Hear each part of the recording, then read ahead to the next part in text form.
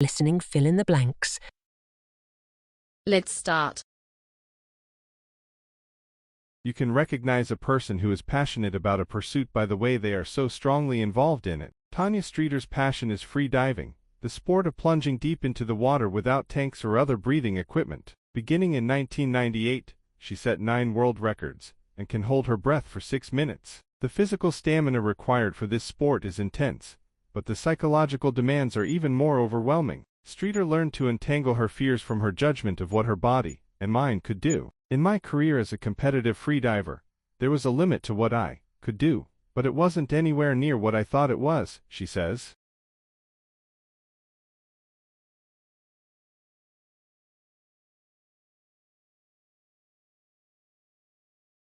For marketing executive Kenneth Padelios, it meant speaking out against something he thought was ethically wrong.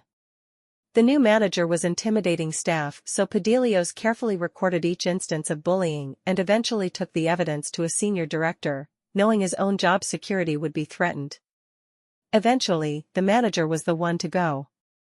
According to Cynthia Puri, a psychologist at Clemson University, Padelios' story proves the point that courage is not motivated by fearlessness, but by moral obligation. Puri also believes that people can acquire courage. Many of her students said that faced with a risky situation.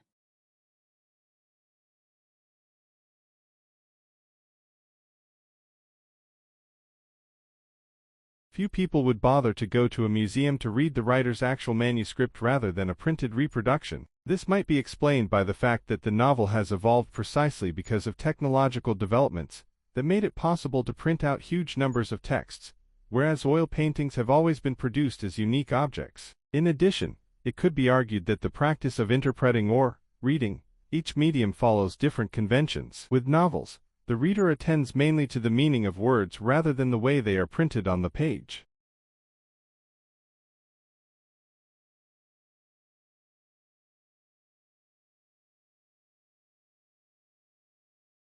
Unique to the region, stepwells are often architecturally complex and vary widely in size and shape.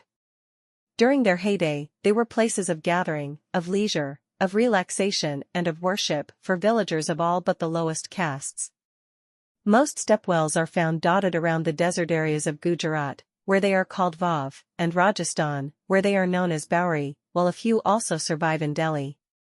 Some were located in or near villages as public spaces for the community, others were positioned beside roads as resting places for travelers.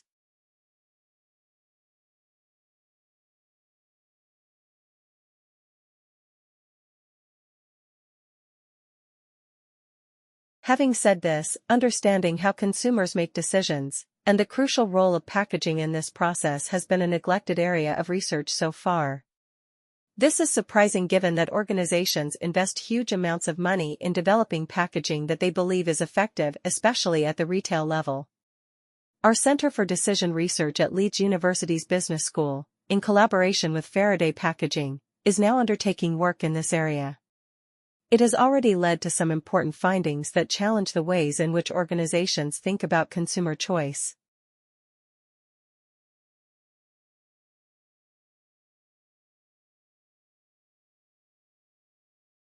For the moment, those benefiting most from the spoken corpus are foreign learners. Computers allow lexicographers to search quickly through more examples of real English, said Professor Jeffrey Leach of Lancaster University. They allow dictionaries to be more accurate and give a feel for how language is being used. The spoken corpus is part of the larger British National Corpus, an initiative carried out by several groups involved in the production of language learning materials, publishers, universities and the British Library.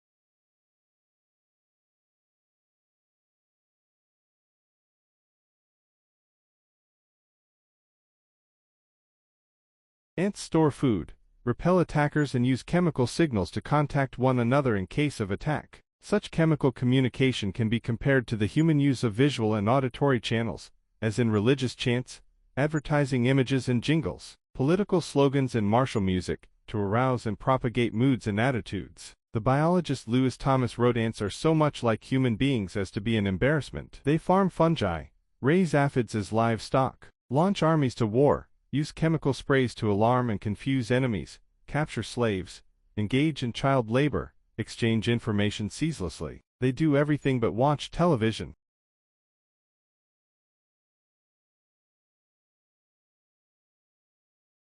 In the face of the escalating perils from indiscriminate applications of pesticides, a more effective and ecologically sound strategy of biological control, involving the selective use of natural enemies of the pest population, is fast gaining popularity, though, as yet, it is a new field with limited potential. The advantage of biological control in contrast to other methods is that it provides a relatively low-cost, perpetual control system with a minimum of detrimental side effects. When handled by experts, biocontrol is safe, non-polluting, and self-dispersing.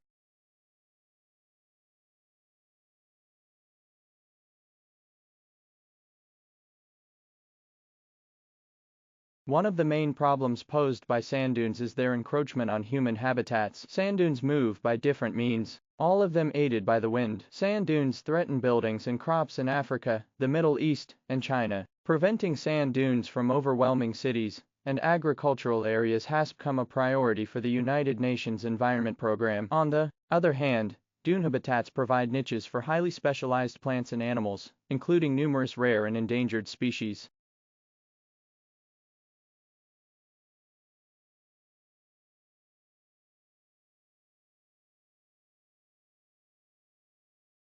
Bricks are one of the oldest known building materials, dating back to 7000 BCE. The oldest found were sun-dried mud bricks in southern Turkey, and these would have been standard in those days. Although sun-dried mud bricks worked reasonably well, especially in moderate climates, fired bricks were found to be more resistant to harsher weather conditions, and so fired bricks are much more reliable for use in permanent buildings. Fired brick are also useful in hotter climates, as they can absorb any heat generated throughout the day, and then release it at night.